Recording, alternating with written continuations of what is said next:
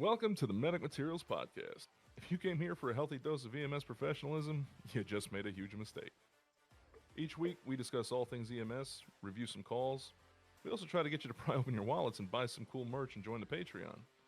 Somewhere along the way, we also do a fair amount of education and say some smart things. So push the kids out of the room, settle in, let's get started.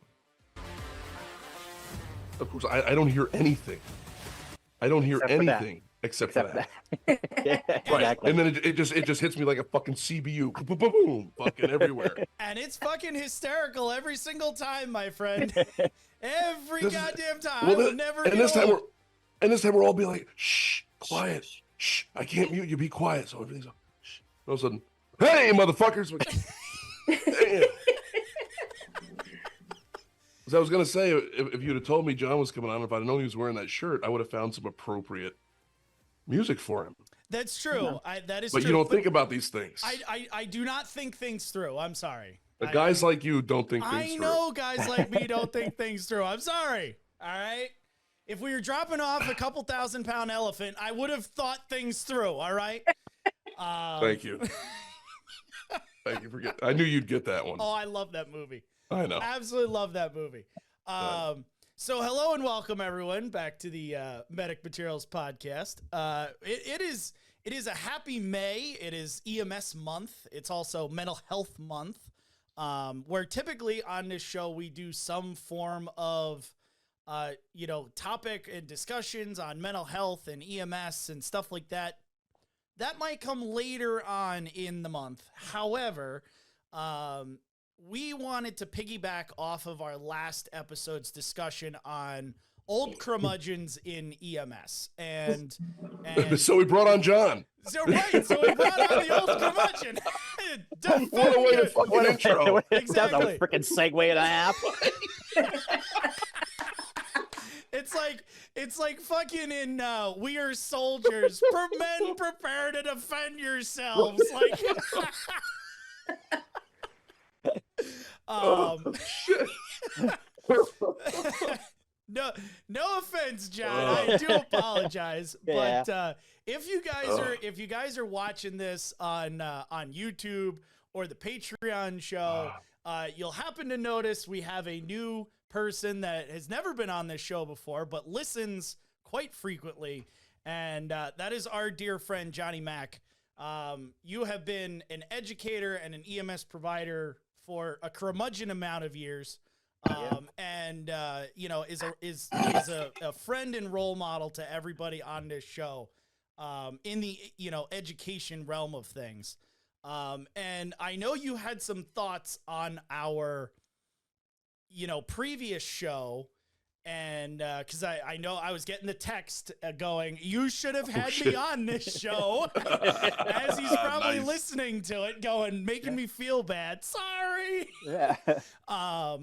But, so soon we'll figure out what you did have to say about, the old curmudgeons in EMS. But I wanted to piggyback off of that and have a conversation with you guys about tactics and ideas and plans and, just general overall thoughts, because we're all educators here. Tammy's joining us. She's been doing classes forever. Gerard, you and I are doing classes. John's been doing classes forever. So we all do things. Those two, I don't know where you got the boxes, but those two were doing classes before you and me even knew each other. Correct. Actually, they were doing classes before me and her ever knew each other. Exactly. Yeah. So, and everybody does things a little differently. And that's kind of what I want to talk about today is how can we, if there are educators listening to this show, how can we tell them, try this? This has worked. This is something new and innovative. And here's how to, revamp your class to make it better. Because as we saw, the old curmudgeons, they're stuck in the mud. And, to quote, a very famous, tin can, this should be the way, and we need to move towards that. So let me get the rig check out of the way, and then we will we'll start with our discussion. So of course I have to plug the stickers because, you know, that's our main source of merchandising. So go on to medic-materials.com for all of our appropriate merch stickers. I am still running the 4 stickers for $15. Otherwise, they're $5 a piece. So the special's still out there. You can pick any 4, get a free sticker with that. So head on to medic-materials.com for those. Also need to plug that Medic Materials is now offering tutoring services for the EMT and the paramedic student. So head over to, again, the website, and you can sign up for a time for, you know, any type of help that you feel like you might need. Or if you just are struggling and need help from somebody outside of class, I'm there. We'll sit with you over Zoom. We'll figure out your issues, and I'll try and get you over that finish line of EMT and paramedic class. Lastly, I need to plug that we are now offering CPR, ACLS PALS, and PAIRS classes with Medic Materials. So if you guys are interested in that, you can just email the show, info.medicmaterials@gmail.com. And I'll send you just, you know, a quick form. You can tell me what you need, what your needs are, and we'll go from there and figure out how we can best suit you. We need to shout out our listeners in Norway and Arkansas, and our continued Patreon support by Mr. Matt and RJ. So thank you very much for continuing to be Patreon subscribers. Hopefully you'll see. I never listened to that podcast, not once. Never once. Oh my God, do I have a story for just bullshitting for you? Oh. But I did give you the golf clap for the. I didn't know about the pals and the. Yeah, yep. All that good stuff, I finished up. Definitely. I finished up all the certifications last weekend. Very cool, dude. No, he doesn't tell me shit. That's because you and and how was that? It was actually it was pretty good. It was different. But it definitely took a lot of what you already knew as instructors or providers and kind of built that into the class. Okay. But you know, there were hands-on labs. We had to, you know, actually teach scenarios and stuff, and it was pretty good. I'm actually kind of excited, more so than teaching the ACLS and PALS classes. I'm more excited about teaching the PAIRS classes because I don't know, Gerard and Tammy, if you're familiar with the PAIRS class, but it's PALS for the BLS provider. No. Never heard of it. And but it's the funny thing is what have I been like screaming my head off about for years? And that is, can we please get some of this freaking ALS shit and teach it to the BLS people? Exactly. And that's kind of what the PAIRS class teaches, you know, all of the good pediatric BLS stuff, and even some like, okay, the paramedic is here now. What can you transition to helping the paramedic do? Yeah, I'm telling you, and y'all, I'm sure y'all agree. I mean, there's nothing worse than, you know, especially if you're in a fly car system or whatever, but you get there and it's like you get the BLS response of, oh, great, they're here. Now I'm hands off. And it's like, no, motherfuckers. You're just getting started. Hey, I'm just getting warmed up. Right. You know, I'm in my prime. It's Homer going back in the bushes. Yes, exactly. and that's right. I've seen on my own times where I've actually had to like corral them, like, hey, you know, fuck over here, dude. Right. You know. So yeah, it's a direct link to not having the training that they can fall back on and know that, hey, I'm still important. I'm here to do something. Right. You Right. know? No, it's really cool. I've been screaming for that for a long time. Yeah. Well, you finally got it. Let's put it that way. Right. You finally got it. So. Oh, now I'll scratch it and it'll go away. All right. Good there stuff. you go. There you go. So I'm gonna start with you, John, because again, you had some comments on our previous episode. I think you wanted to elaborate on some things we were talking about, how, you know, the older generation of EMS educators are kind of hit their limit. They're just teaching death by PowerPoint at this point, and the students are the ones suffering from their unoriginality. Anything to add to that? Well, I'm pretty sure that all of us have been in those classes where we've had a person just click, click, read, click, Yeah. read, click, and it's like, you want to teach me, you're teaching me. I could have done this shit when I'm sitting at home and doing nothing, but they don't know how. The older people just don't know how to interact and integrate some hands-on stuff and the knowledge what they have. Now, I'll point back to what Gerard said about the last episode was the words that should never come out of an educator's mouth. I had this call once. Right. Okay. Now, and I was like, you said that, and I was like, well, wait a minute. In a context, if you do your whole class, Right. okay, Right. then you're learning fucking nothing. But if you can say, okay, well, we're learning, say, what I do the other night? I can't even remember. If you're right using now. it to correlate Yeah, the exactly. the topic with Yeah. an actual incident. Right. Mhm. Yeah, no, but what I was meaning by that was, like you, Yeah. and we all know the ones that come up and they will sit there and war story the whole day. And then you're like, oh, look at the time. Bye-bye. Yeah. No. Yeah. And I think that's the whole thing. It's just like they don't know how to educate today in today's society. The kids today, they're not going to pay attention to you. Again, like what you said last week was, my adage is AIC equals 50. A wonderful man taught me that. And too bad he's not here anymore. I want to kill him. I want to bring him back so I just kill him again. I know. There's the line is long and distinguished for that. It starts It behind really me. is. Right, I know. I know. But he always said ass and chair equals 50. After 50 minutes, they learn fucking nothing. So Yeah. you just can't let them sit there and sit there and sit there. You've got to engage them and do things with them, because that's what the kids now are here today. They're doing everything quickly. They're doing everything in their hand, and it's just that's the way that they're learning now today. So we have to evolve, and if we don't evolve, we're going to lose some education. Not only that, Mac, but the thing is too, with like just looking at your high school students, their textbooks is not reading anymore. It's just, and so they don't know that style of learning anymore. They don't know how to look things up. They're just, it's like flashcards. They're just giving flashcards of, this is what you need to know. And so, the old style of, I'm going to lecture to you, it just doesn't cut it anymore.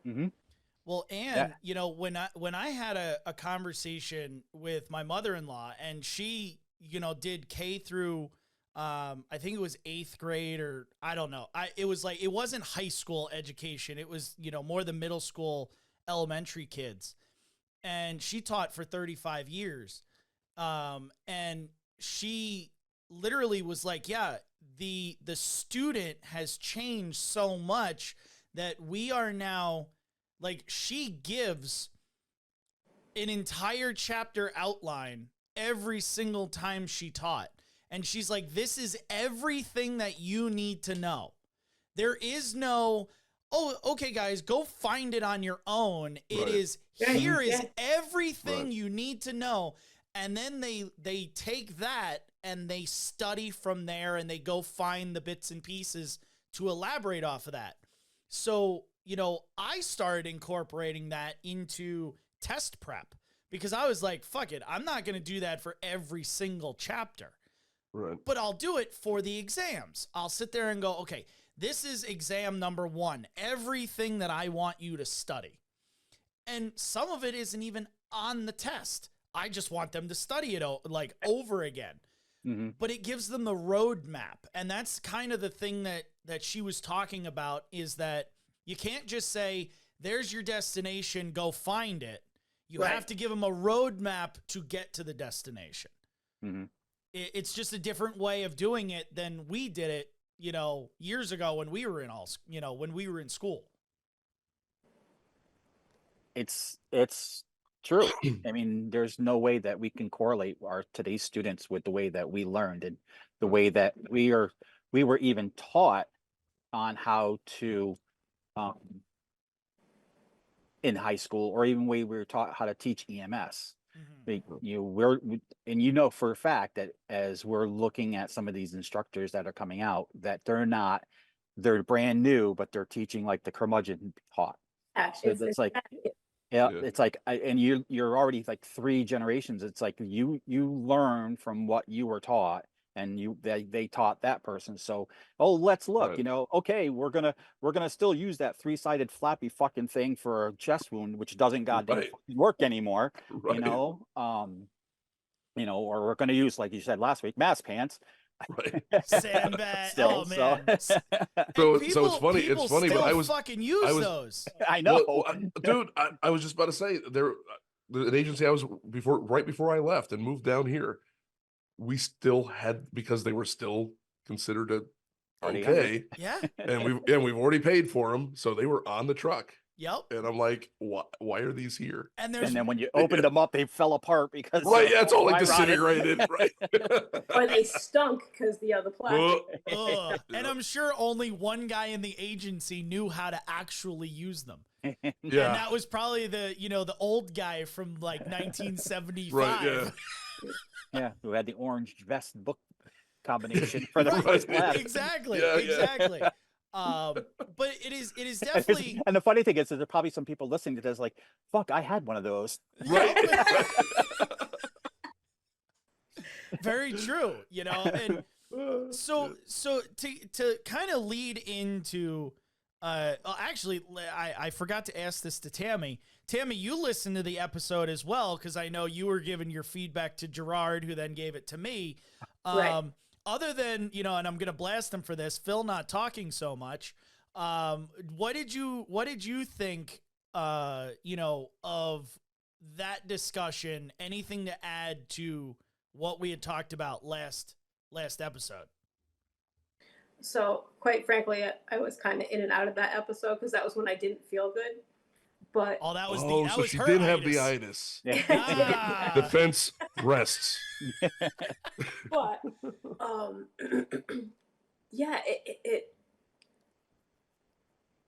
it drove me crazy to when I was up in New York, teaching with a group, and I would watch other people teach, and I would sit in the back of the classroom, and I could see who was falling asleep, who was on Facebook, who wasn't paying attention, because it was, and even for myself, there would be days when my eyes would just get heavy because I'm like, they're just talking on and on and on, and nobody's retaining anything. Yeah. It was, I mean, and it's funny, but like, one of the greatest examples of, how not to teach comes from that. I mean, and nobody's going to know this anymore except probably, us in here, but like Ferris Bueller, when Ben Stein is teaching the class and he's just Bueller. Yeah. Anyone. The whole It's like smoot act. Right. And that's just it. It's like, and after a few, minutes of the droning, that's all you hear. I mean, Charlie Brown's teacher, it's like, for me, after about a half hour, all I hear is wonk, wonk, wonk, wonk, wonk, wonk. And I'm like, yeah, all right, whatever, I got it. I'll just learn this shit myself. Yeah. That's probably why you slept so much in paramedic class. Yeah, but I did it with class though, didn't I? You did. There was no snoring, there was no anything. Nope, the shades would be like right at the edge of the hat or something. So as my head dropped, it looked like I still had, like I was wearing my shades. Yep. Yeah, the dude next to us was like, I never knew when you were asleep or not, because it was like, dude, you just had this mad look on your face and your shades were down. Dude hit it so well, it was great. Yeah. So go ahead, Tammy. I was gonna say, I mean, I kind of learned myself the hard way, because during COVID, when we couldn't get together to teach, and we had to teach through Zoom meetings, and the students were allowed to, shut their camera off, or they didn't have to have their microphone on. And it was 2 hours of talking to myself. It drove me nuts. And I'm like, this is no way, nobody's learning anything. This is no way to teach. And yet we're still in person doing this. And you know, that's actually a really good point. In almost like, it takes a long time to get used to hearing yourself talk. And like, just on this show, you listen to old episodes and they're fucking atrocious. And then we kind of found our groove of like, here's how to talk and here's how to interact with the show. And, you know, oh, that's a microphone. Oh yeah, we should probably get one of those. And you look at old YouTube videos that I made and they're just scary, right? And now I would produce something that was better because I can interact with the camera and myself in a you know, easy way that someone watching goes, oh, okay, he's not creepy or weird or whatever. But that also happens when you're speaking in front of people, you know, like it is hard to speak in front of a group of people, especially trying to get them to interact with you.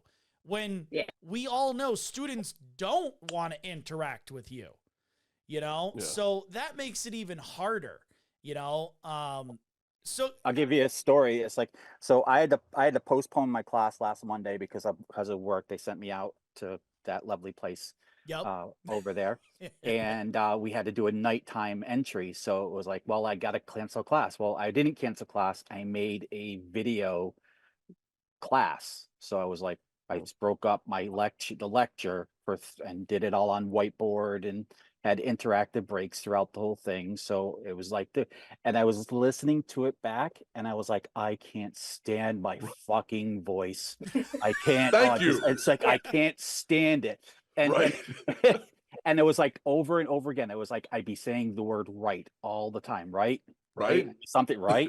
It's like, I was like, I didn't have the time to redo it all. So I was just like, fuck it. And it's like, so here it is. So in my quiz for that night, I said, okay, what was the one word I kept saying over and over and over again? Nice. So, there you go. I know who See if they're actually listening. Yeah. Yep. Beautiful. No, it's funny. Like I have perpetual pilot voice, so I'm doing these presentations for. I'm in my master's program right now, and I do these PowerPoint presentations, and I'm like, I have the script all written. I go through it all, and I go and hit play to listen before, and I already hate the sound of my voice. So now I'm hearing it, and I'm like, yes. And then we have the subsystem of the navigation system, and we're gonna have some headwinds today later, and about 36,000 feet, giggity. It's like, you know, and I'm like, holy shit, I really do talk like that. yeah. Fuck. Yeah. So even in class right now, I'm trying to try to catch myself not saying that, you know, saying okay or all right or right or something like that. Yeah. In it, but it's hard, you know, and sometimes people don't understand that, and when they get to want to be an educator, and that's the problem is like some people don't want to be an educator. They thought that, hey, teaching, I can't do lifting fatties anymore, so I'll just go and teach. Right. And it's not easy. It's not easy. Right. You know, and and like what we're talking about right now, I mean, just for people, I mean, there's actually like psychology behind, you know, when your brain is accessing that information. Mm-hmm. We'll get into that. We all have our own way of dealing with it. Yours is right, mine is Yep. you know, mine is so. You listen to all the podcasts and I restart sentences with so, and then I keep going. That's my word that I repeat all the time, all the goddamn time. And it's funny because we all know how much I butcher the English language on this show. And I'm very forward with my students on day one. I'm like, listen, I am going to murder words. You're going to laugh at me. It's fine. I'm okay with it. There are some words that I'll just point to and be like, that one, because I'm not even going to try it, you know? And then it's funny because I know your bridge too far is metoprolol. Yep. You never say it correctly. Nope. Like it just never it can't. Your mouth don't work that way. It's low press. Mine used to be amiodarone. Amiodarone, yes. Yeah, exactly. Rokesh, right? Yep. Yeah, there's What was that? Mine is still apnea. Apnea? Yeah. Yeah. But you just said it perfectly. No. No, maybe not. No? But see, No. that's how she hears it. Like, nope, that's not right. That's not You it. know? So my big thing is the whiteboard, because I love to write on the whiteboard. I like to get the students to help me write on the whiteboard, but I can't spell for shit. So, and I'll tell them, I can't spell it. Yep. You spell it for me. Yeah, she asked me this morning because I was telling her what my symptoms were. I said sinusitis. She goes, "How do you spell that?" I went, "Sinus itis." So how, like, Gerard, let's start with you. How would you in your perfect world, how would you fix, I can't say an overall class, we're talking more lecture here. In a perfect world, what do you want to see from a lecture EMS class? Like an EMT or a paramedic class that we're doing book work, we're talking lecture. How do you want that to go? So I can give it more of a student perspective because I didn't go and get my advanced certifications for teaching. So advanced. Well, yeah, I'm just I'm way down there, So as a lowly cook, I will tell you. Thank you for getting that. I saw the expression change.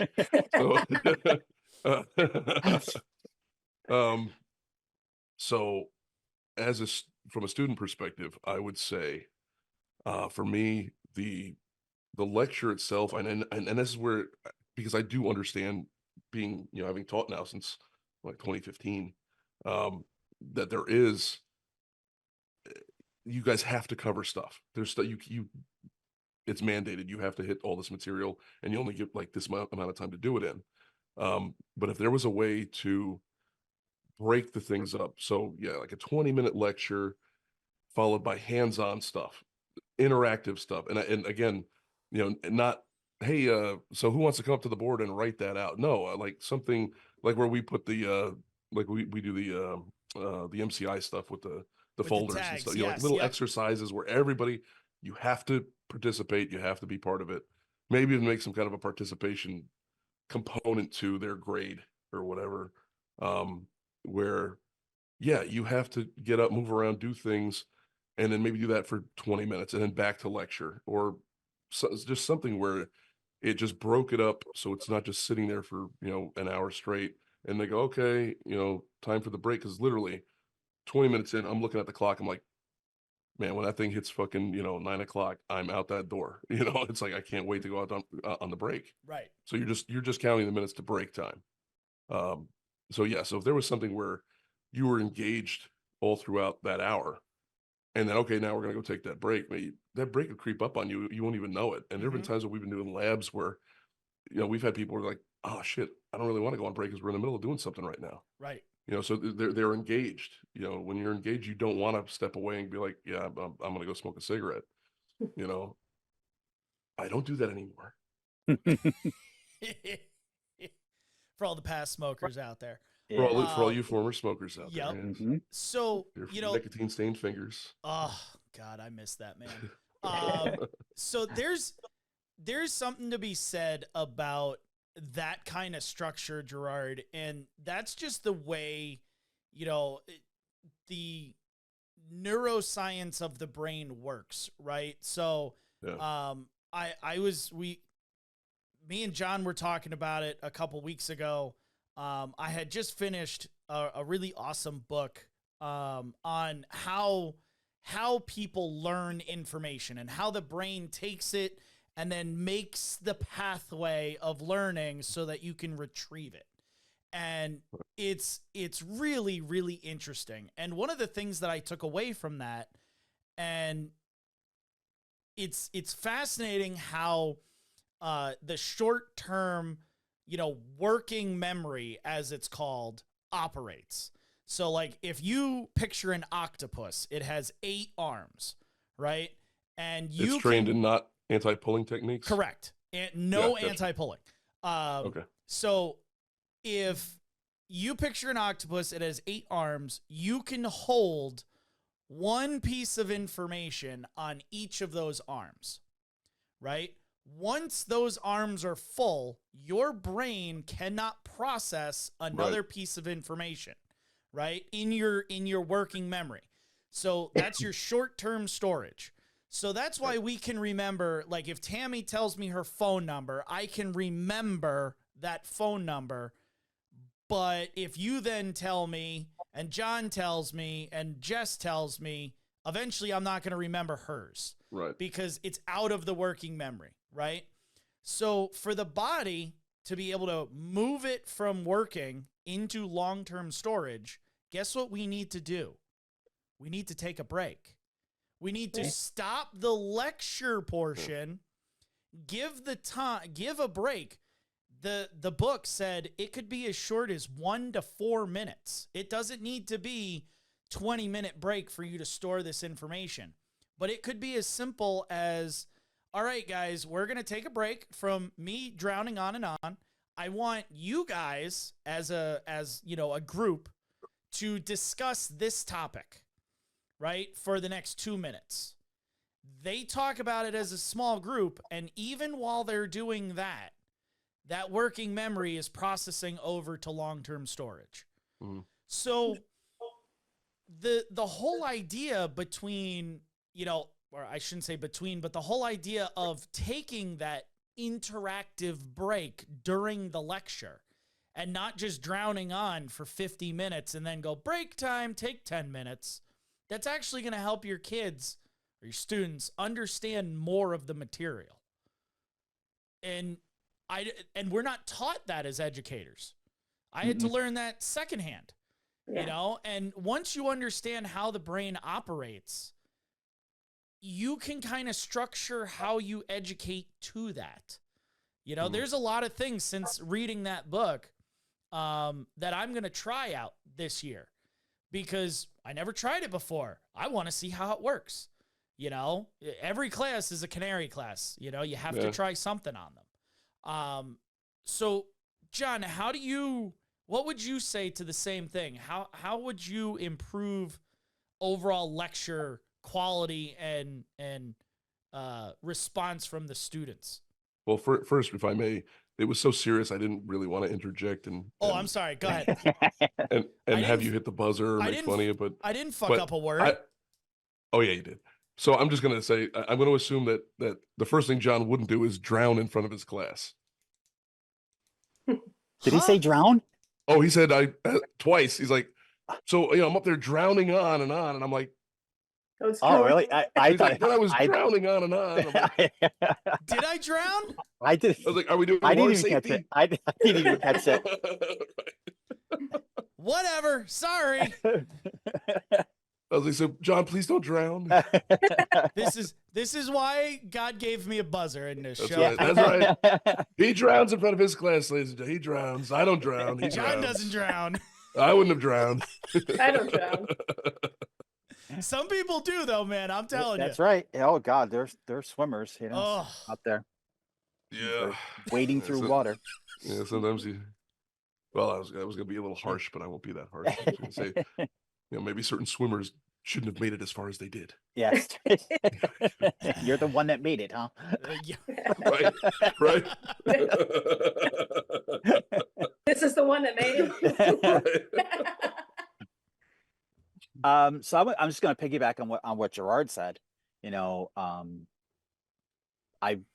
I'm up to the point right in my class. We just started patient assessment, and you got to do all that other malarkey in the beginning, and that's that mundane mandatory stuff that you hate teaching. It's stuff that they got to know. Right. And there's really not a great way to break that up except for like a couple of things. Like, and for the medical legal, I play them a video on a mock trial, and then cool. all of a sudden at the end the judge goes and the verdict is, and it blanks out, and I went, "You're the jury. What do you say?" And nice. And we have like a half-hour discussion. Yeah, that's great. So on that, and on with and this was taught to me by our beloved friend, is during anatomy and physiology, we do the t-shirts, you know. Yes. Yeah, I love the t-shirt. Yeah, the Yeah, t-shirt. those are you great. know.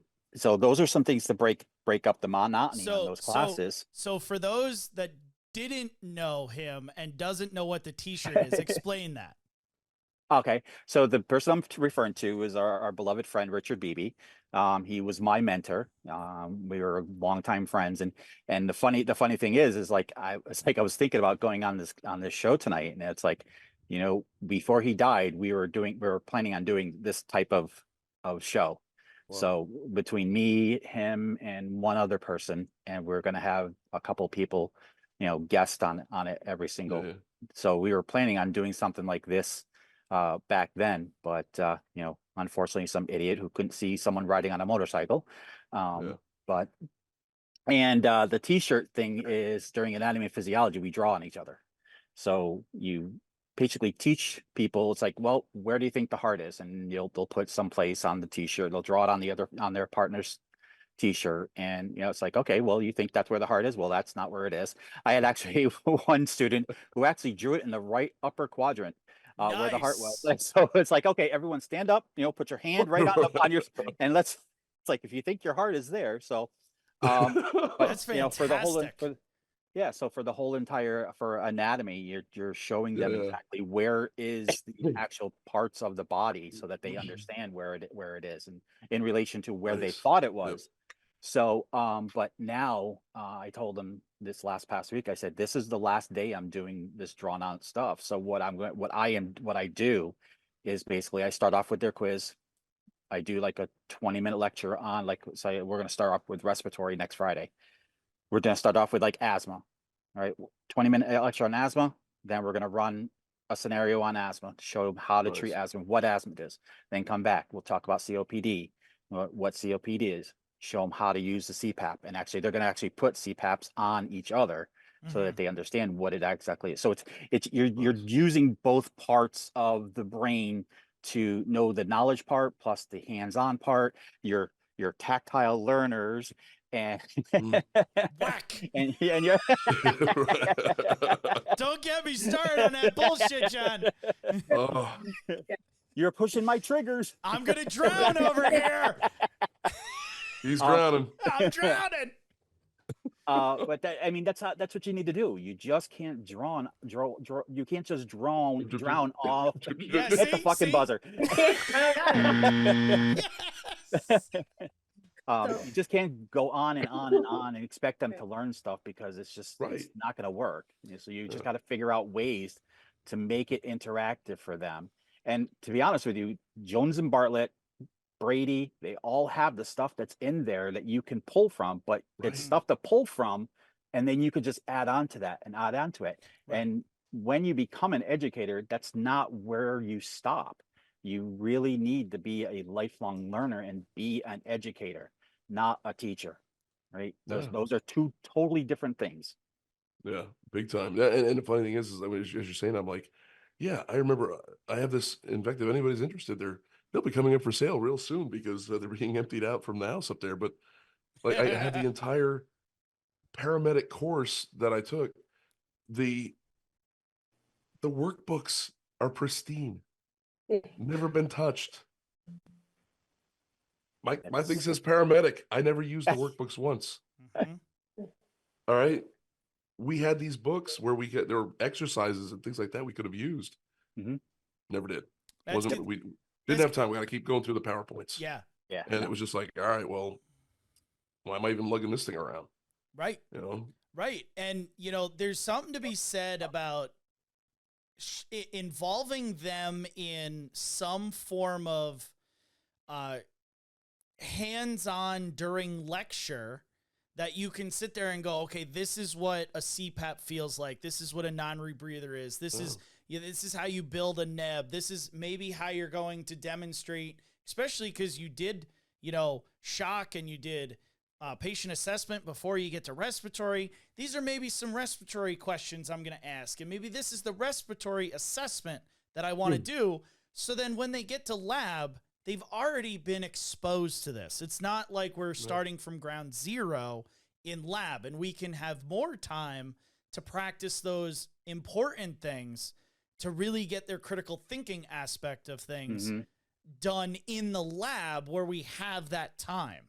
And that's a big word, critical thinking. Yeah. A lot of people don't do that. They don't engage the students' critical thinking, and that's where we need to bring them. Right. It's no longer just sitting in a classroom and drawing out and over and over and over. Here's a PowerPoint. Now I'm just going to read the PowerPoint off you. And you've got to engage their critical thinking. Otherwise, today's students are just going to be like, poof, it's gone. I don't care. Right. And that's the thing. And I mean, the other thing that I've found, I know Tammy will back me up on this. Y'all probably experience the same thing, but I've noticed that there had been an increasing number of people in classes where it's almost they expected this to just be spoon fed to them, and then just rubber stamped, and off you go. You got your EMT card. We don't care. And like I remember, I can distinctly remember the few that were very standoutish in my mind that I can always remember. Hulk smash. That and lube. And don't forget lube. Lube. All right. Where it's like they just expected this was going to be like the Great Space Coaster, and we're just going to go. You're going to smooth right into the end, and it's like, no, man. Like I need you to actually like think and work. So the reason that kid, and like he became my project until he decided to quit. But we were doing patient assessments, so we're deep into the course now.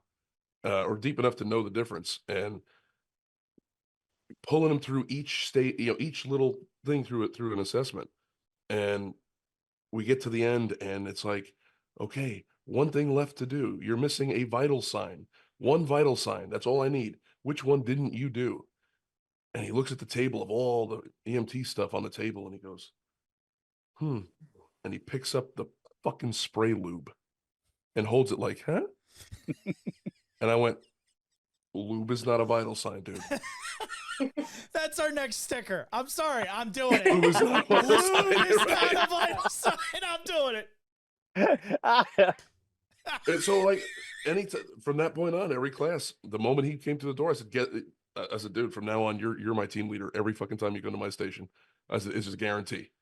That's until you show me and demonstrate to me that you're in this to win this, and you're actually going to study and like get on the stick. I said, otherwise I'll put you on the spot every time.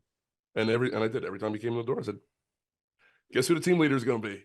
And he failed to measure up, and he eventually, I think he just washed out. But the thing was, there was that mindset of like, oh, you mean you actually want me to like do stuff and learn things and study outside of class? I mean, come on, really? Right.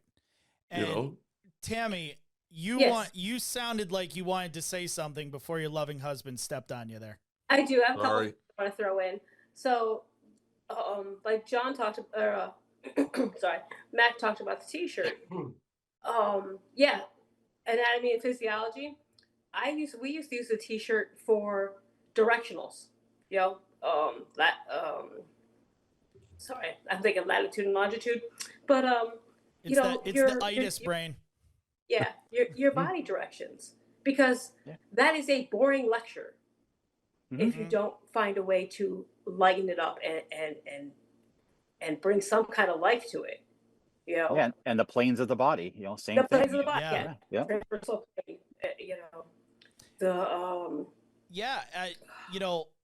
I was never fortunate enough, like I had met him a couple times, but I was never fortunate enough to take any of his classes and see like this kind of stuff. But these are the innovative things that, instructors should be trying to think outside the box and create. If we can, pause and bring these things in, even if lecture takes a little bit more time, right? Okay, who cares? We ran off on a tangent, and now we're 20 minutes long. Was that tangent worth it? Because it probably was, right? Unless you're sitting there going, well, once upon a time, I did. Then it's not worth it. I had this call once. Right? Right, there I was. Yep. And the guts were so deep you had to put your hip boots on.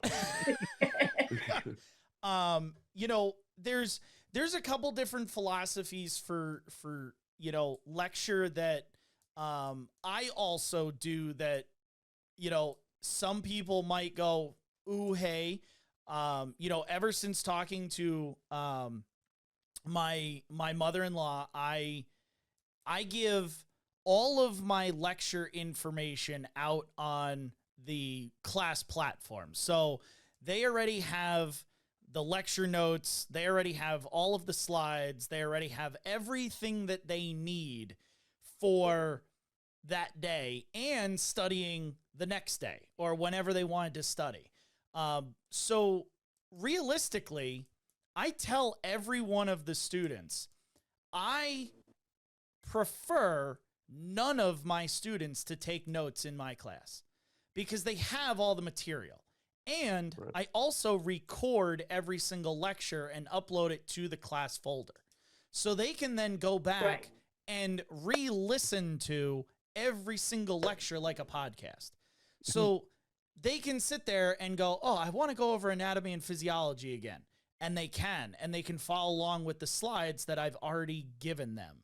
So, you know, I tell them, if you want to have a piece of paper out and jot something down or whatever, that's fine. But what I'd rather you do is pay attention, be interacting in the class with the discussions and your lab partner Right. and all this other stuff, and then go home, review the material, and make your notes then. And they all think I'm crazy.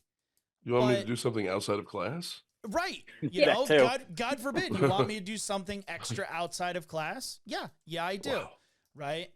Well, this is the thing I always remind my students, especially when I taught lab. Your patient does not care. Your patient does not care that you were out the night before. Your patient doesn't care that your kid was crying or that, you know, you have issues. You're there for them and you need to be on the top of your game. So if you can't be on the top of your game in class, then what are you doing out in the field?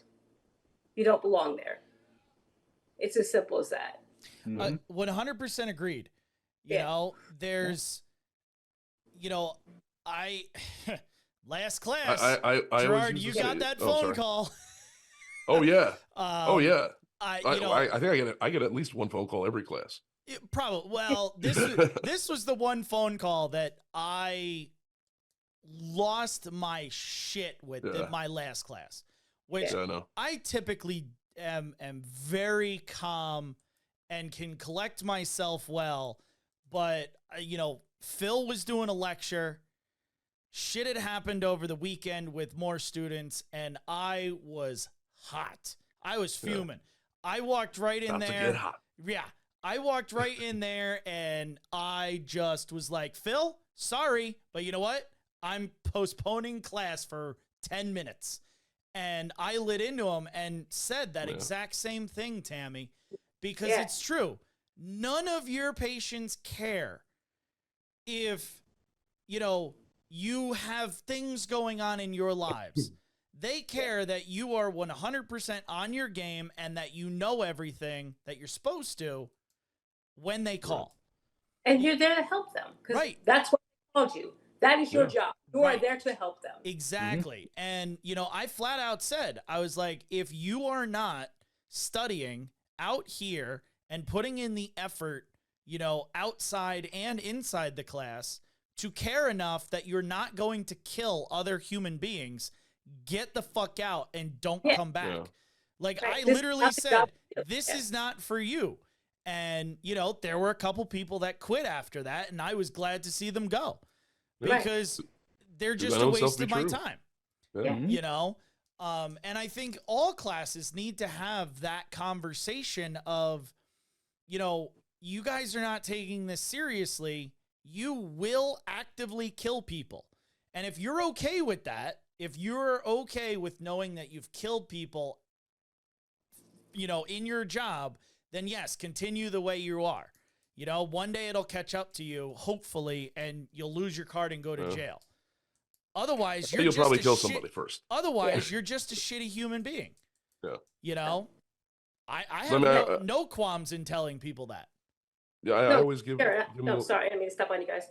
But yeah, that was one of my first lectures when we would talk about the wellness of the EMT.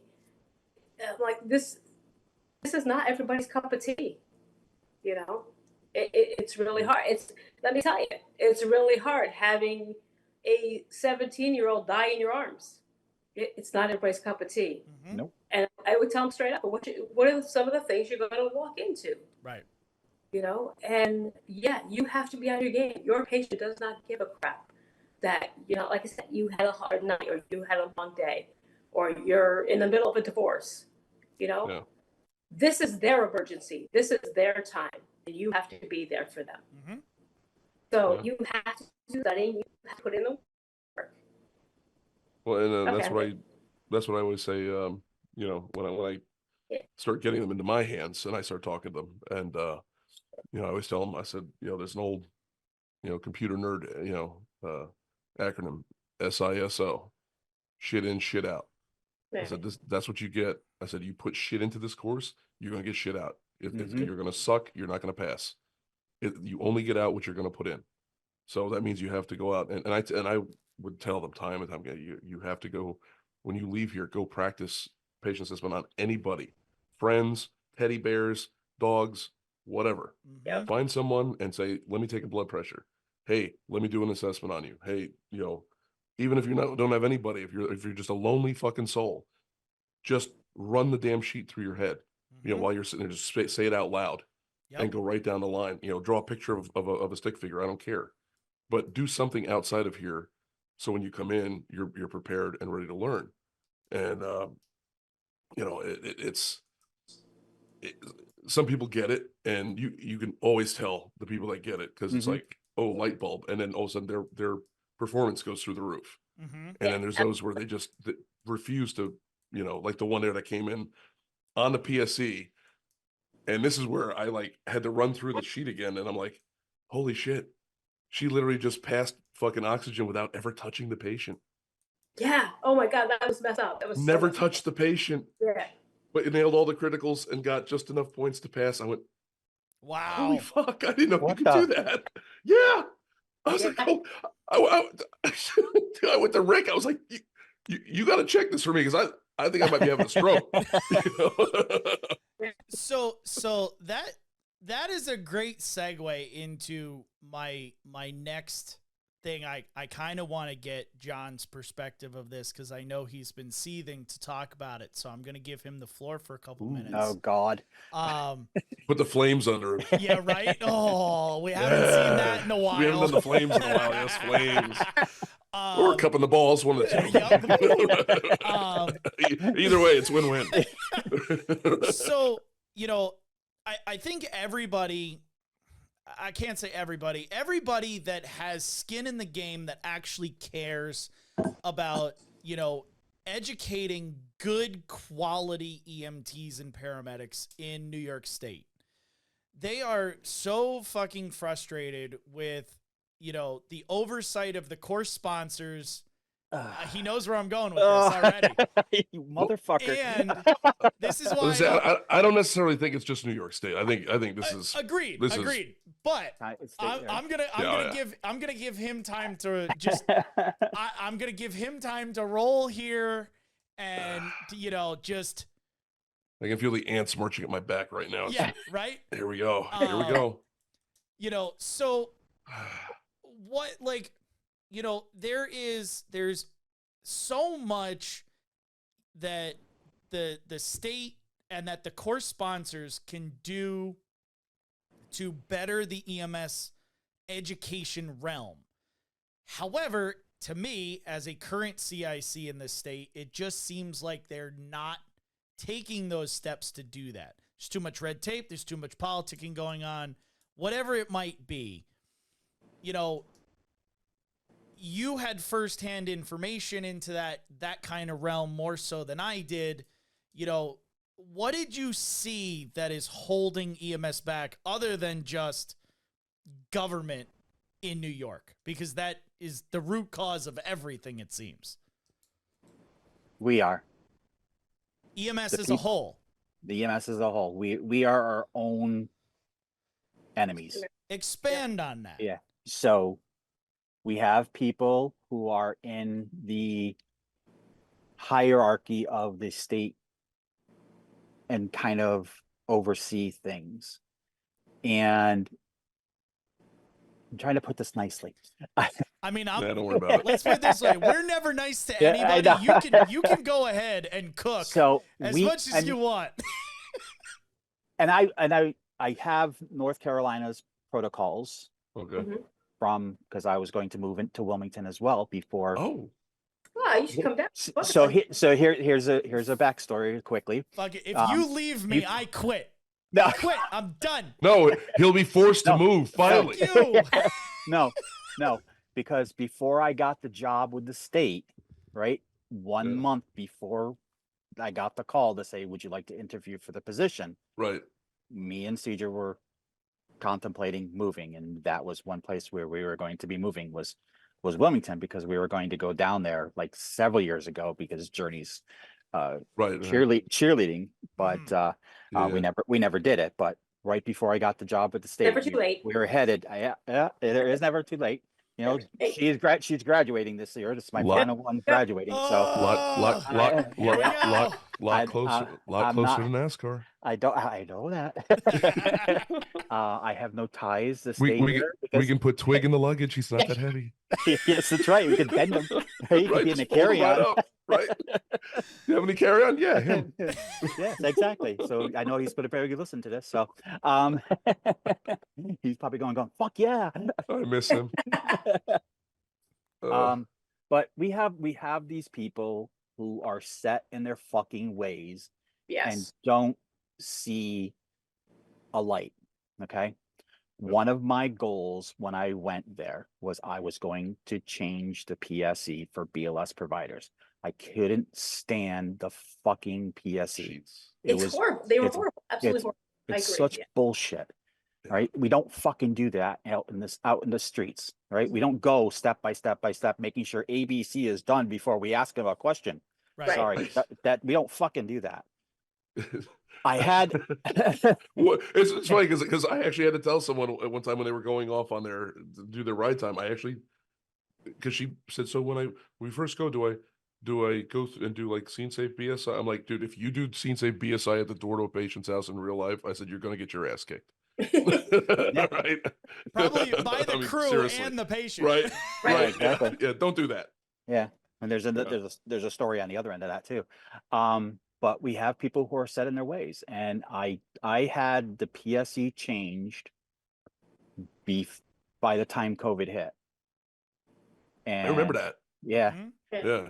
I had it all set to go. One of our interim guidelines was, this is what we're going to be doing. Get ready for it.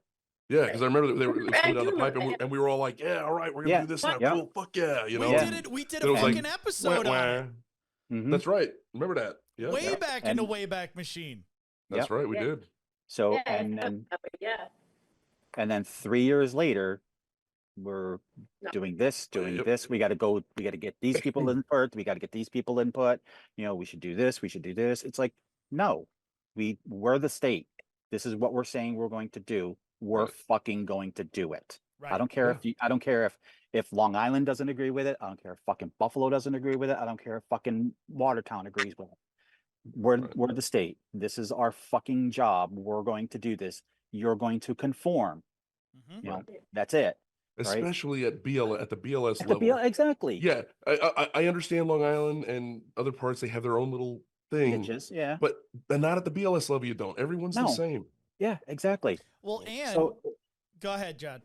And it's just like it was all ready to go, and that's the problem. We get in our way too much. Here's another story. We were sitting at a state council meeting, and the state CMAC advisory council argued for an hour in a protocol on the word of shall or will. Oh, for the love of God. Exactly. This is how stupid it is. This is how this is important. Yeah. No, I fully understand. Federal level too. It's just as bad. Yeah. Because there's an FAA word that everybody that ever had anything to do with aviation knows, and it's called practicable. Yeah. And you know damn fucking well it was one of those meetings just like that, Where they sat there, the pencil pushers were like, well, we can't tell them to land the aircraft immediately. We'll just say land it as soon as practicable. I mean, like, well, my wing's on fire and it's falling off. I should probably fucking get it down, right? How'd that work out for General Lee at Gettysburg? Practically, Yeah, right. You know, like right. I could see some hesitation with that word. Right. That's right. That's right. I forgot about that. That's right. Take that hill if practicable. If practicable. You know? How'd that work? But yeah, I know exactly what you're talking about. Yeah. We are our own worst enemies. And it's like, we can't progress, if we want to stay where we are. We just can't do it. And the bullshit, going back to the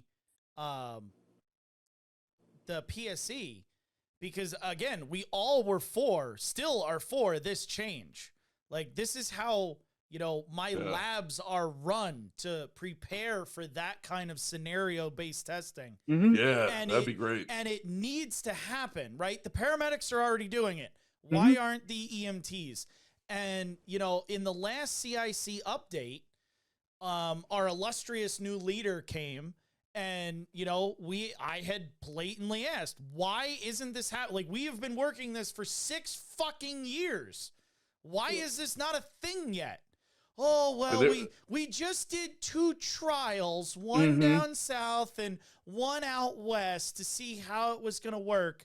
And it needs to go back to the drawing board because it costs too much money and it'll put too much course sponsors out of business. Bullshit. This is their bullshit excuse because they don't fucking want to do it. Exactly. So, and that mostly came from downstate, by the way. So it's just tell you, of course it does. It's because they're all about the fucking money down there. Right. But and it's like, it was the first trial that they did on it was right after I left. Or it was right before I left. And they said that it doubled their cost. I said, how the fuck does it double your cost? And I got kind of snippy with them and I got yelled at for it. But how's it double your fucking cost when you're taking 6 stations, right? Right. You've got 6 evaluators with at least 3 or 4 or maybe more secondary people who you're paying. Right. And now you're going to jump it down to maybe 3 stations, 3 evaluators, and maybe 1 or 2 extra hands. Right. You're now cutting your cost of personnel in half. Okay, great. That's the cost of personnel. Maybe it's doing some extra time. Maybe the time frame of not having it done in 3 hours, now you're doing it in 5 hours. But guess what? The fucking money is the same. There's no way that you can look at it that way. That is exactly right. At the very worst, it's a push. Yeah, right. exactly. And that's exactly what their bullshit was, oh, well, it'll extend the hour of the PSE from, doing it in 3 or 4 hours to making it like 6 or 7. Okay. And so you're doing 2 fucking nights then. So you're still paying the same people the same amount of money. Because if you pay, 8 people over the course of 4 hours, or if you you're pay doing this 4 thing called people math. over they 8 don't like hours, it's the same amount of money. No, that's math. We don't know. Oh, they don't I know. like math. It's like, you can't do that. Well, especially in this state, I bet, John, if you broke it down into Common Core, they'd fucking understand it. Oh yeah. They if I got 8 motherfucking apples and I give away 5 motherfucking apples, how many I got left? 7. 7. So there's, it is a constant frustration because there's so many good people trying to do the right thing and trying to build better programs. And we always go into, well, look who the core sponsors are and look who, are in charge of these programs that are holding people back, and look at, where the state is and what the state is doing to hold EMS education back. And, it just always seems to be the schmoes are in charge. And granted, there are a great lot of course sponsors out there that want to see change. Like, I'm currently working with one that's like, I want everything dismantled and rechanged. And I love that. Like, I love it. We need more of those, and then we have other ones that are just like, I just need EMT factories. I don't want them to be critical thinkers. I want them to be butts in seats that I can pay to haul ass, and that's it. Don't get me started on that academy class either. Well, that's what Tammy was doing. Yeah. But yeah, before we moved down here, that's what Tammy was in. Yeah. That's a joke. Honestly, It it's a is. joke. It is. Yeah. go ahead, Tammy. Elaborate on that. We kind of touched base on it last episode, but elaborate on it. So the academy class that I was teaching at, the students were actually, they would do a contract where if they stayed with the agency for at least a year, they would have to pay back the academy. So they were 5 days a week. Let's see, Monday was lecture, Tuesdays and Thursdays were lab, Wednesday was ride time, Friday was would be a lecture or it would be testing or whatever. And it was, again, if you had, I would say the biggest class I think was 26. And maybe if you were lucky, 10 of them were actually, this is what they wanted to do. The classes would start out with like at least 35 people. And the first 2 classes, maybe 3, it was all the ones, who wanted to get their welfare money. They'd signed up for this so that it showed welfare, that they were trying to make themselves better. They would stay for 3 classes, couldn't handle it, and so they would they could go back to welfare and collect their welfare. And did you try to bullshit last week? Yeah, exactly. Yes. And they Yes. would stay, like I said, they would stay, and they would also stay long enough because they were, with the academy class, you were actually paid to be in class. Right. So they would collect that first check, and then that was it. And so the company actually lost money because here's the company putting in all this money for these people, and there ain't no people. Like I said, they would get what they wanted, and they would walk away. When your EMT class has a higher attrition rate than the fucking Navy SEALs at Buds, you might want to look into what the fuck is going on there. Yeah. Because she'd come in, she was like, oh yeah, we got like 30 people in the class. Oh, cool. She goes back the next week. She's like, well, yeah, so how's the class? I don't know, we're down to like 15. I'm like, you got a bell in there or something? Just ring the fucking bell and fucking tap that out? felt like my class Like, this last holy time. shit. Yeah, and by the end of the 6 weeks, I think we would test out maybe 14. Wow. Yeah, and then That's over 50% attrition. Right. And possibly, maybe, I would say 6 actually earned the pass. I would say probably 4 were helped along, as a nice way to put it. And then you would have the ones who would just completely fail out. But yeah, and it would drive me absolutely insane because, again, the way I always taught my thing is, it's the patient. You're there for them. This has nothing to do with you. You are to learn this so you can help somebody else. You're there for them. And it would drive me crazy that it was just a numbers game. It's a numbers game. We got to have so many pass, so so our numbers look good. Look how great we are teaching because all these guys passed, and they didn't deserve it. They didn't not deserve it. They didn't earn it. Right. It's something that you should earn. That, like, to me, that is just pushing out dangerous people. So anytime that this is just my mentality, but more educators need to think this way. Yeah. If you look at someone and go, I would not allow them to touch me, my family, my children, my whoever, right? But I'm going to pass them because, we can get them over that line or we can fudge some numbers or whatever, and we pass them. So, or my favorite is the agency they go work for will teach them what they need to know. Right. Yeah, right. They'll learn when they get in the field. They'll learn when they get in the field. Yeah, right. I love that answer. Anytime that they do something wrong anytime that they kill someone, anytime that they mistreat somebody or misdiagnose and do the wrong thing or whatever it might be, right? I, as an instructor, because I passed them, is directly liable for that. At least in my opinion, I should be, right? How many of us actually think about what we are putting out there? Not a lot of people do that self-reflection.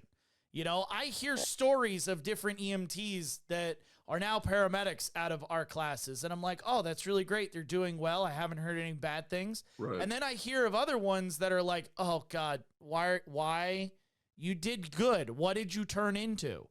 Like, and now now I'm hearing bad things about this person. And it's like, ugh, you know, but that all falls on me. I was gonna say, so, you know, forget about the tactile learners and all that. I do believe there is most definitely a difference between book people and real life people. Mm-hmm.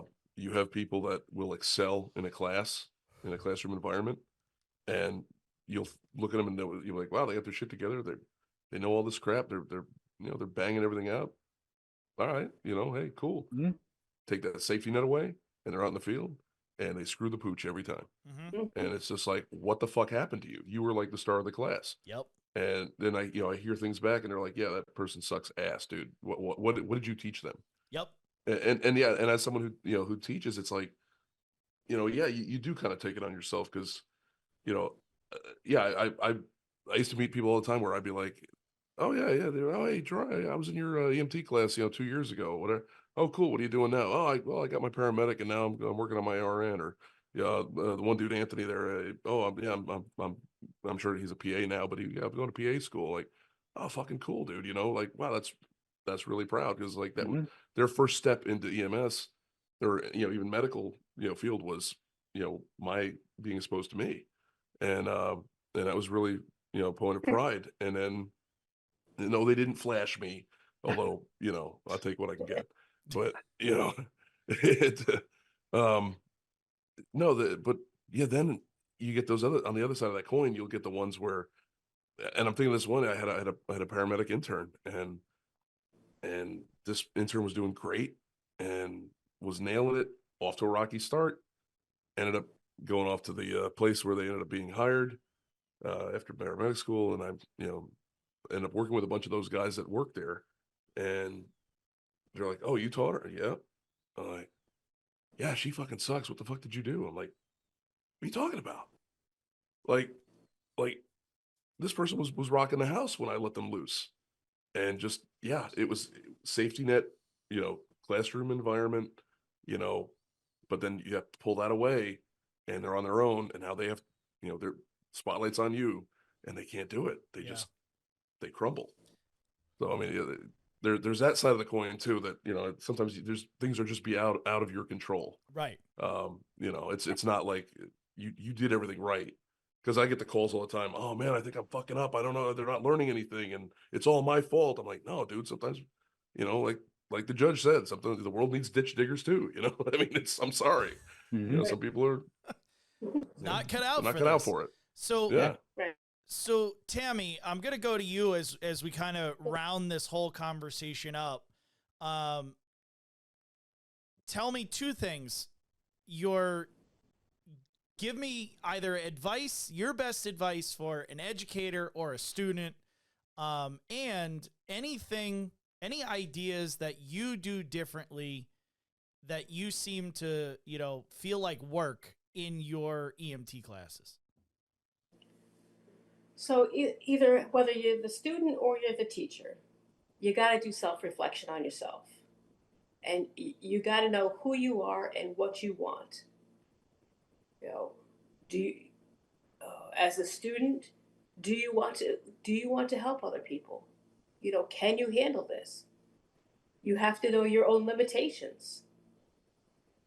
Same thing with being an educator. You got to know your own limitations. Like I know for myself, I hated teaching backboard. No, we don't do Thank that. God we don't do that anymore. Yeah, good thing we don't do that no more. Thank God. anymore. Hated teaching hazmat because that's beyond my capability. Mhm. You know, bad chemicals. Okay, look at the placard. Yep, read the book. Yeah, ain't go near that. You know, that's my extent of hazmat. You know, that's just not my thing. Yeah. Yep. There you go. Yep. You know, so know your limitations. You know, as a student, know your limitations. You know, like what do I? And Gerard will laugh because he knows what I'm talking about. One of our fire guys didn't do puke. He could not do puke. Oh, Yes. So oh. yeah. So there's a great "there I was" story to that one too. Yeah, there is. Oh, But that's fucking great. it is. But yeah, know what you can handle, what you can't handle. Yeah. And if you come across something that you can't handle, talk to somebody about it. Don't hold it inside. You know, you can't do it all. You know, I know everybody's told you can, but no, there are some things that you can't. And you just have to, whether you're the student or whether you're the educator, you have to be able to communicate with your fellow students or your fellow teachers and say, hey, look, I can't comprehend this, or I have a hard time with this. And can you help me with it? Can you help me ask for help. way, or can you show me how to do it? All right, what was the second question? What cool or different thing do you do in your EMT classes that other educators could steal to try? If anything. If anything, one, you guys know me. I like to laugh. I like to have a good time,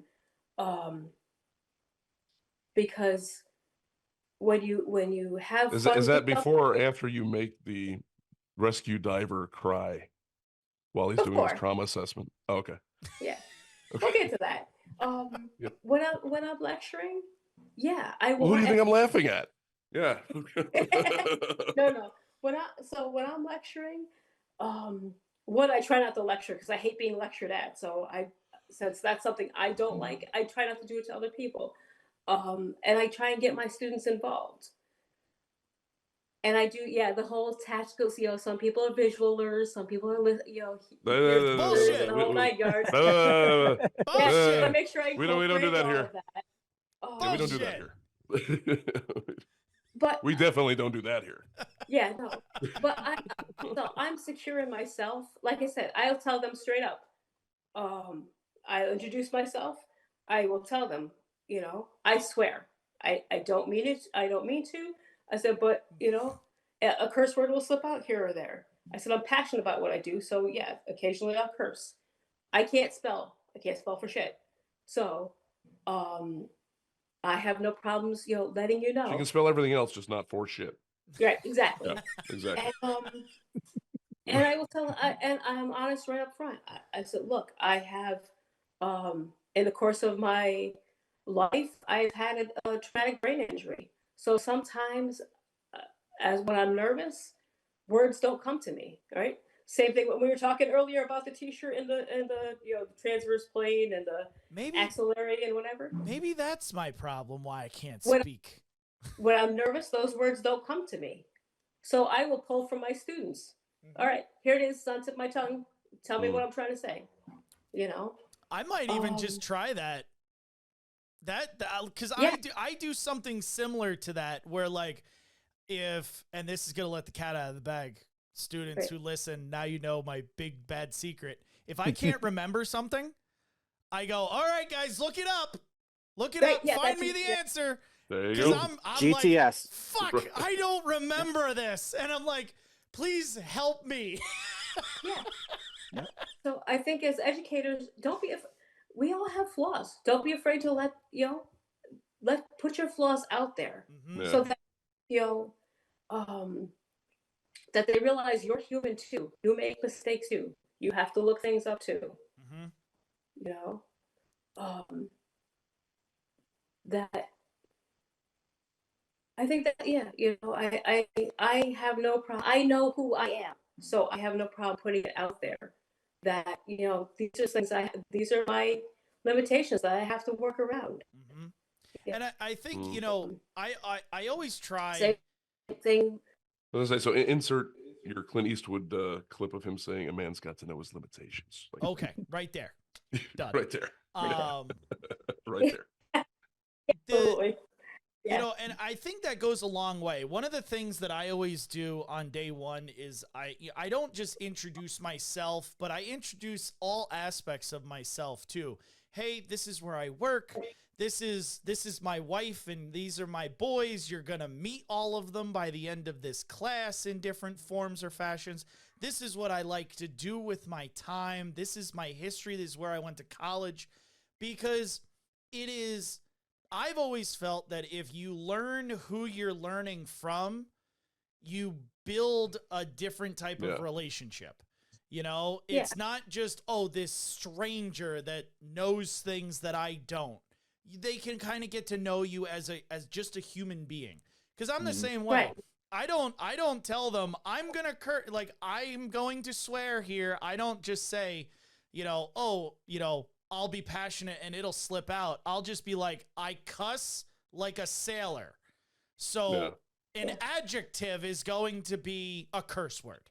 Like I'm going to use it no matter what. And you're just going to have to deal with it. If you don't like it, fuck off. Don't care. It's usually how I was literally about to say, sentence. I'm going to tell you, go fuck yourself. Exactly.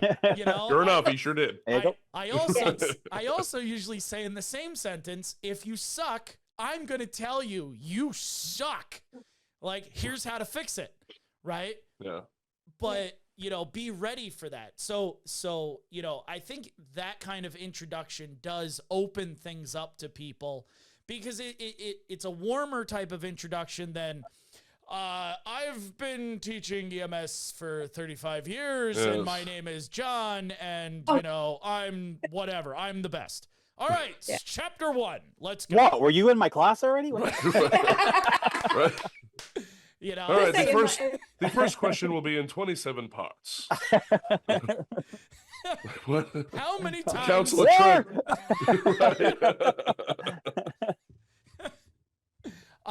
So John, I'm gonna go on and kind of ask you the same thing, just piggybacking off this. Advice for educators, advice for students in classes, and what do you do? What are some of the things that you do differently to make your EMT class better? For educators. Yeah. Be a lifelong learner. Absolutely. Read. Nothing's worse than going to another educator's class and learning or having them teach something that's been outdated for 5 years. Oh, that is the worst. Yeah. It drives me nuts. It's like did you not read? So be a lifelong learner. Just because you are a EMS educator, right? If you want to call yourself that, then make sure you read, because if you don't keep up on the science, if you don't keep up with what's going on out there, then you are just being stuck in a rut and you're not going to be able to give your students the best that you can be. Mm-hmm. So always learn. Students, same thing. Don't be stuck and say, hey, this is what the teacher's going to tell me every single night. Right. So there's that right, motherfucker. So, right? Extra credit for today's podcast. How many times did John say the word right? Right. So it's when we teach them and we educate them and they don't go and take that extra step, that's falls on them. In the beginning of my class, I'm telling you, if you don't do the education, if you don't do the extra stuff outside, if you don't do this stuff outside, you're not going to pass this class. Right? I'm going to give you information, but you got to do the stuff outside of class. If you're not going to do that stuff outside class, then guess what? You are not going to pass this class. Right. So those are the two things for educators, for students. Who's the puppy? The puppy. Say hi, Dexter. And you hear the other one in the background.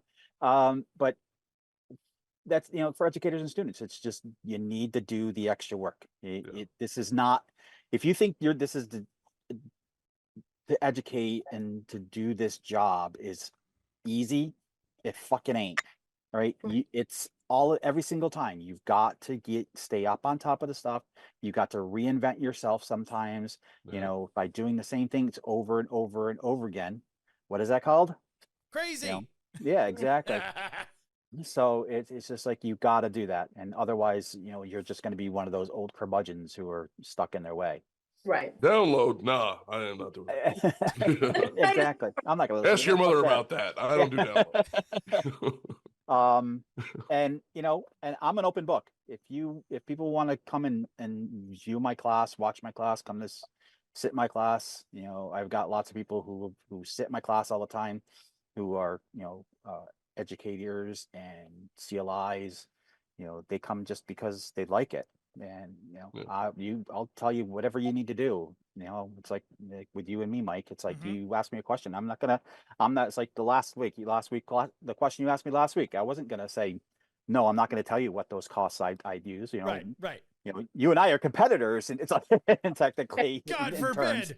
It's like, but I'm gonna help you out as much as I can. Right. Because we look out for each other. But again, it's the one thing I do in class that I don't think anybody else, for the most part, does a lot of, is the interaction with the students, make it interactive with them. And instead of having just them sit there and listening to drown on and on and on. Nice. So what you did there.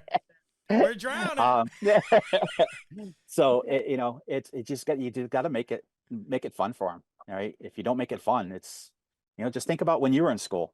Right, what you're in EMT class. I can't remember when I was in EMT class. I was way back. I think we were using slates back then, but you just got to make it fun for them. And if it's not fun for them, they're just going to tone you out and not learn. So part of the part of my background was, before I started teaching EMS, I used to work with delinquents and persons needing supervision at a school, and you had to be entertaining. You had to be. I used to, and I do it when I teach EMS. I walk the room. I don't stay up front. I walk the room, and because that was how when working with those kids, you had to see what they were doing. So when I teach, I walk the room. I don't just lecture. To stand up at a podium and okay, we do hands-on, and and this is the heart. Right. Yeah, this is the heart. This is your heart on drugs. And any questions? Like I said, some of the lectures, some of the stuff, it's boring. even the going over the HIPAA stuff and going over the legal stuff. Oh yeah, it's boring. It is boring. So I find, because I'm bored with it, I have to find ways to make it entertaining to me, so that I can teach it in a way that is entertaining, and it gets my students to want to listen to it too. So I when it comes around to my turn, I'm going to talk specifically about that dreaded chapter 3 of medical, ethical, legal, because I think I do something that not a lot of classes do with that. It's not crazy outside the box, but it makes teaching that so much easier. So much easier. So Gerard, I'm going to go to you here with the same question. Advice for educator, advice for student, and things that you do differently other than your Navy SEAL bell. Well, we all know the thing I do differently is I have Scuba Steve show up and shoot people in the face with a Nerf gun. Fucking right, you do. Which has now been blessed. And he knows Scuba Steve. Yeah, so. which has now been blissfully passed on to my oldest child.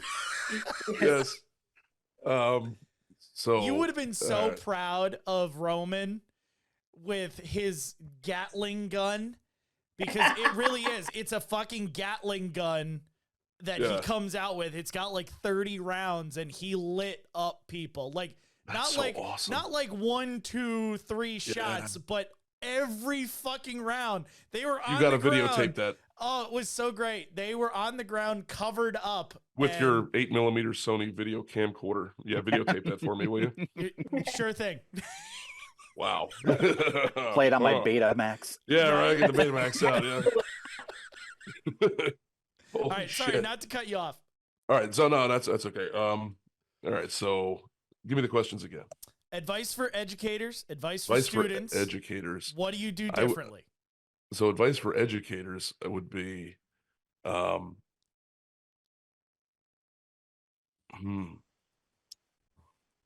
accept mediocrity. Don't accept people who come in below the standard and excuse this, them not meeting the standards. I would say for me, that would be the biggest thing, for an educator, because we see way too much of the, oh, well, there's a reason they didn't, meet the standard. We're going to, we'll have them go through the station again, and we'll do this and we'll do that. And then it's literally just lowering the bar, until it meets where their level of stupidity is. And they go, okay, yeah, they got it. Fantastic. So I would say, don't accept the mediocrity, demand, set a standard and demand everyone reaches that standard. And if you don't, that's it. You out the class. Yep.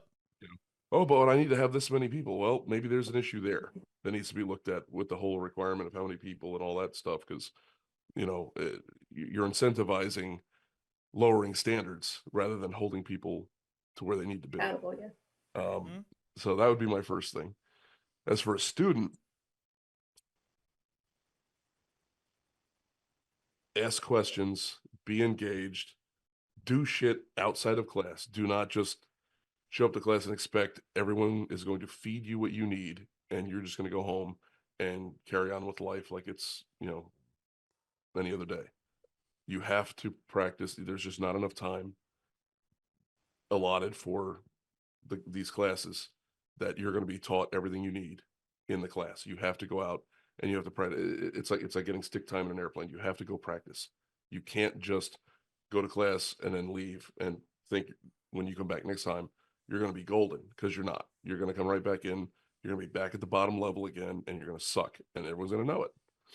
So I would say, put in the effort, because you'll get the result you want.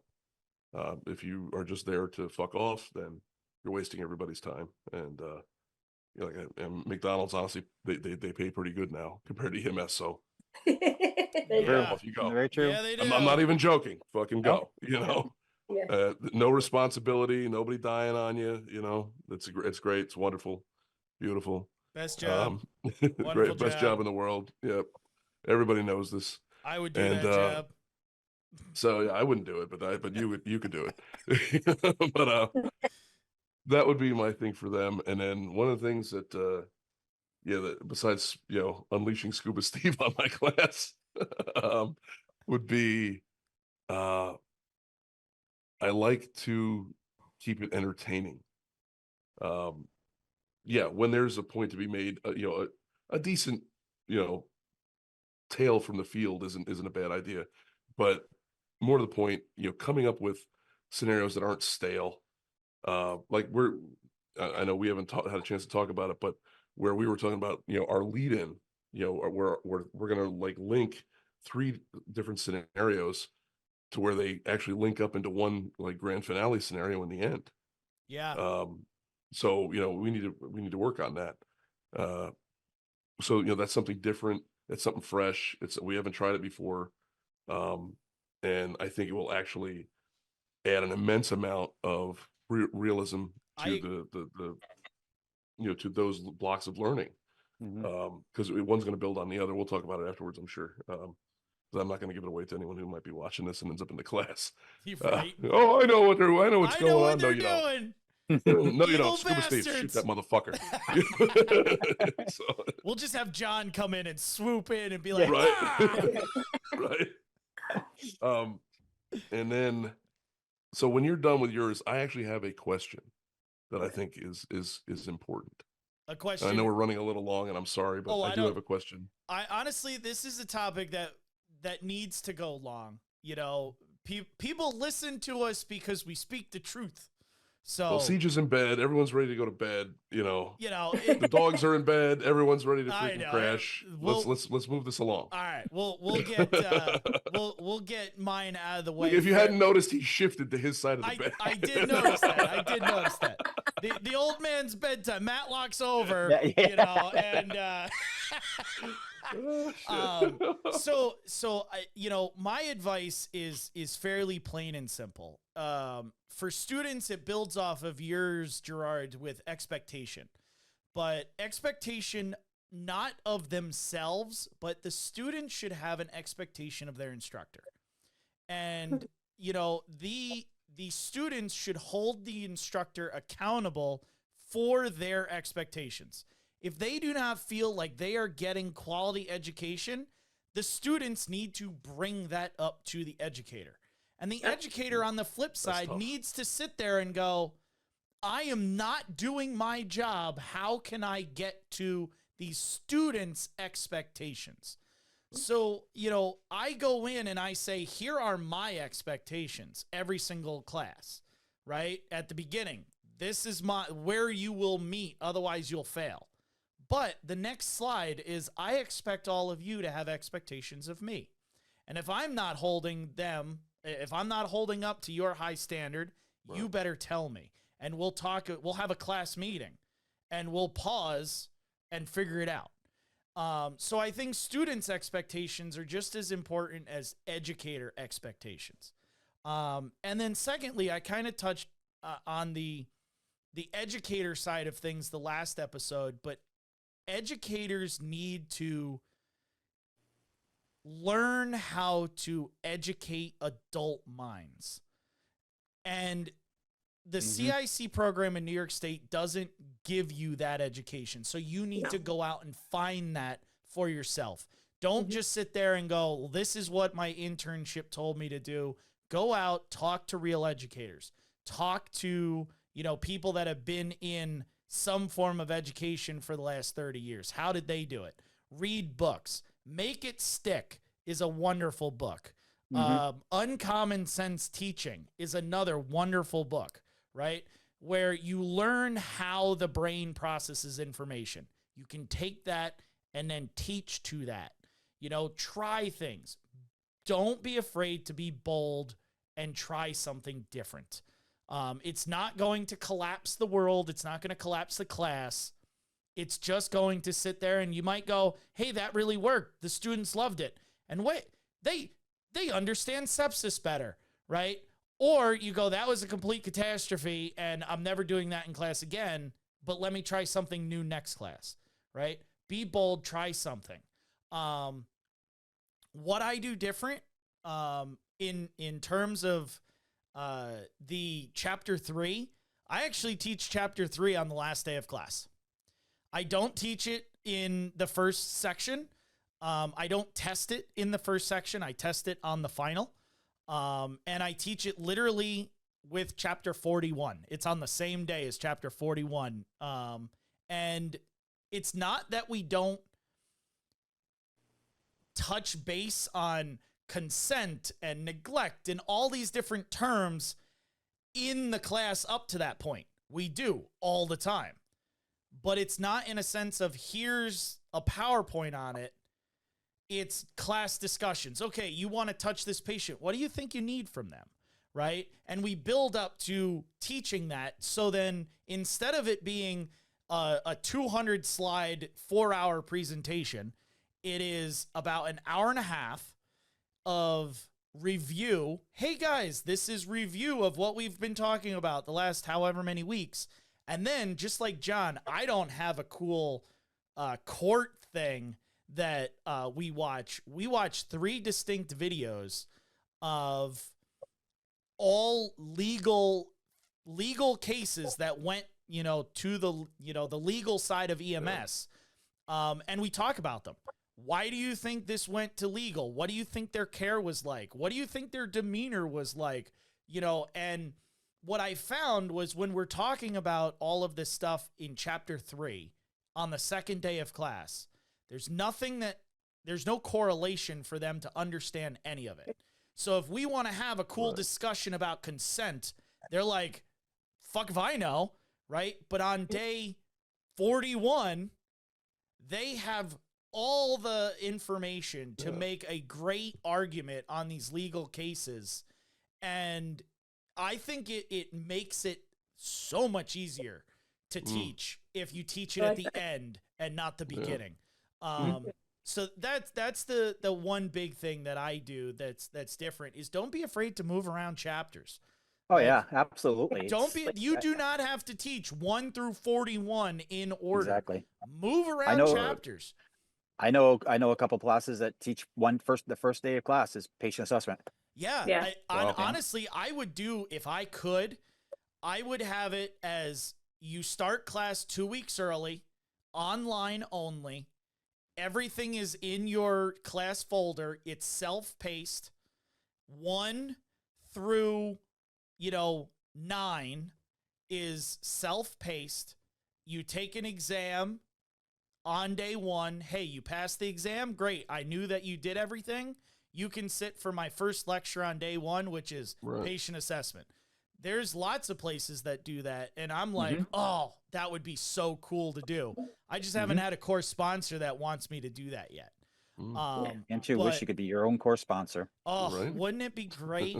It would be wonderful. It'd be so cool. Yeah.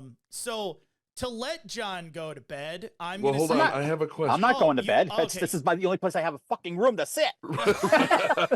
I'm sorry. What was your question, Gerard? I have a question. Okay. Hold on, let me get get that Covitis out. Get that covitis out of there. Yes, yes. It's become Latin. And who was in that movie? Never mind. Telly Savalas, I think. Yeah. Don't forget your fucking question. Oh my God! Right? I'm like, Squirrel. fucking, I grew up on UHF in the '80s. Stop. Fuck. Anyway, so here's my question to the panel. Oh God. And mainly Mac, because of his insider trading. I was going to make a Pelosi joke, but this isn't a political show anyway. Which I just did. So Yeah. So my question is, we know there are a lot of these immovable objects that are in these places of, I don't want to say power, but influence. They're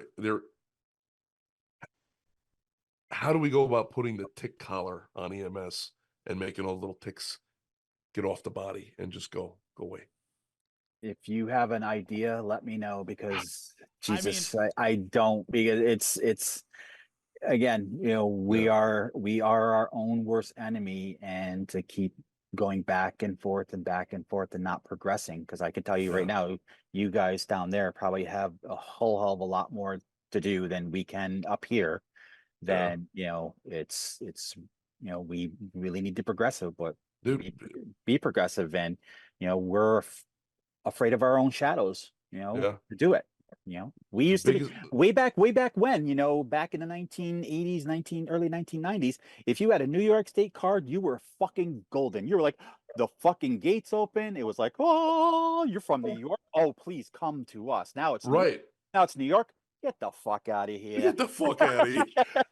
I will say, however, down here, things are a little different. So, like, one of the biggest things, like, I had to get used to was cutting people's throats open. Well, besides becoming a Sicario, fucking, because I was working in Crike County, and I didn't know that it was called that until I started working there, and I was like, all right, well, I'm gonna RSI this patient. They're like, no, you're not. We don't do that. Like, well, what do we do? Here's your scalpel. Get the fuck out of here. Dude, I did so many simulated crikes. Like, they want you to cut the mannequin. I mean, like, dude, like, my confidence level in that skill, even right now, I could fucking close my eyes and fucking do it. Nice. Feel for the landmarks, do it in the fucking smoke, done. Anyway, but what I was gonna say was, one of the things that yeah. So I mean, down here, a New York Heart actually did kind of like, they're like, oh yeah, that like, oh shit, yeah, we like New York people down here. EMTs, the biggest thing that I had to get besides the crate, because you got me off on that tangent. Sorry. But the things that really I had to like wake up to was like they actually want EMTs to do things here. Yeah. They're not just people who are going to stand there and wait for you to tell them what to do. Here they drop freaking rescue airways. Yeah. You know, so you could show up at a scene and there's a fucking king or an iGel already in place. Oh, you just. And up here, we have to have a whole fucking statewide project because we got to figure out if EMTs can do it or not. Right, Let's not look at another fucking state that's already doing it. Right, exactly. Nobody else is doing it. Yeah. Right. But so I guess that would be my question. I know the answer. Yeah.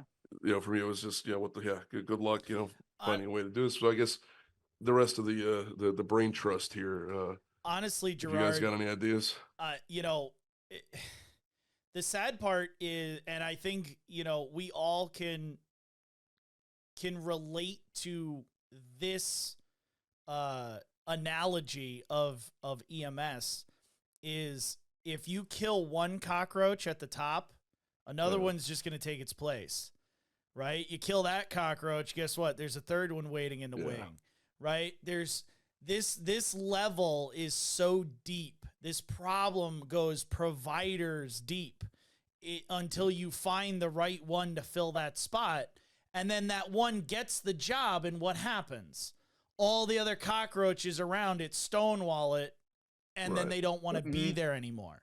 Right. Yeah. Or they oust them because, oh my God, you were too different. You're too against the norm. And God forbid you need to die.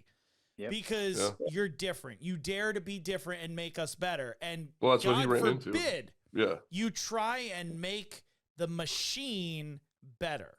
What do you know about the machine? You know, I don't honestly. I don't think there is a way to make it better.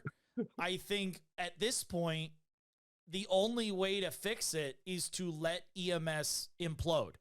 It's doing it already. EMS will implode, especially here in New York. It's on its dying, you know, breath. Let it implode. As Phil is probably still at the hospital right now with that same patient from 7:30. Exactly. Yeah. Right. And just let it die, and then make sure that these same people are not the ones that are going to rebuild it. You know, because clearly you go, well, you fucked it up so much that now we don't even have ambulances. You do not deserve to be 5 feet near an ambulance. Get the fuck out. That's the only thing that's going to fix it. A complete and utter cold reboot. It just like like we talked about the last time with the person who shall remain nameless. You know, we're just like I never met the dude personally, but I don't have to because I've never met a single person on the face of the fucking earth that has been in contact with that individual and had anything positive to say about them. I just want to say, and I'm going to throw John right under the bus for this one. John even knew who that was. Oh, yeah. That's what I'm saying. Everyone knows who we're talking about. Yep, absolutely. I mean, it's like, so if you have that type of reputation, what is facilitating you to continue in that position? That's all right. It's not even just the education spot, but that individual runs education for an entire fucking county. Oh my God. It's not even like they just run an education for one little class. Right. They are a county educator, a county car number. It's fucking, it just, and I'm like, just because he's been in the position for 18 majillion years, you know, so we're just going to give him the position and say, here you go, have a good time. And no one never fucking bats an eye and says anything bad. I think it's the people above them that are allowing this to happen. Right. You know, it's like, honestly, does he know like where like their skeletons are buried or something? Like I don't so get that. that was always my thing. I always figured he had dirt on certain people, and not just him, but like a a lot of these ones in general. But honestly, I think they're just giving Phil a run for his money on the glory hole. That's really all it is. I think that's what it is. Kid's got to eat, man. I mean, that's why I think, loves himself a cock meat sandwich. Realistically, we haven't seen Phil in a while. I think he's just busy making extra money to get out of his parents' Yeah, he's basement. not really at the hospital. He's not really at the hospital. He's just trying to get out of his mom's house. That's really the patient's there going, well, I had a paramedic when I got. Oh, we love Phil. It'd be even better if he was here, but I know, right? Anything lastly to add, you guys? Any final words? I feel like this horse is gonna keep getting beaten on. Yeah.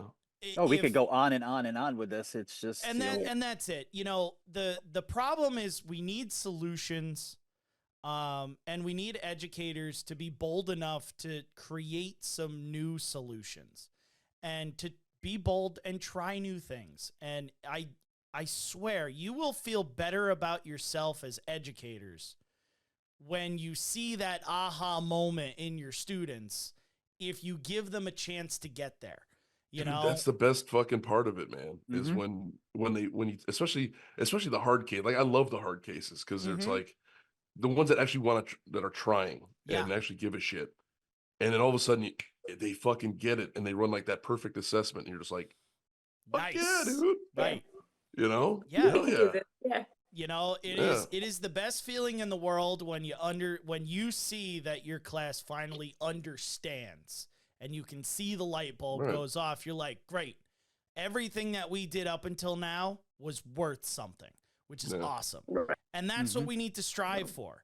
You can't just be the educator who blames the student for not knowing their thing. It could be their fault. It could be part your fault. You can't just be like, it's all their fault. That's not how this works. So, you know what? I think today I'm going to give John the honor of leading us out of the podcast today. Take us out, Mr. Sulu. Well, I'm very, very honored, and only to say that it was my pleasure, and I hope I can do this again with you guys. And let's have some fucking donuts. Yeah. Fantastic. And now we'll play the music, and we'll sit here silently while the music plays, and we don't. Don't drink your soda. Shh. You're still not shushed. I was going to plug for our sponsor. Thank you for listening to this episode. If you want more information about us and the podcast, or if you'd like to send us one of your messed up calls to review, visit medic-materials.com. There you can also find out how to earn continuing education credits just by listening to the podcast. We appreciate you spending time with us today. Until next time, remember, don't strive to be an EMT factory. Strive to make those lasting impressions.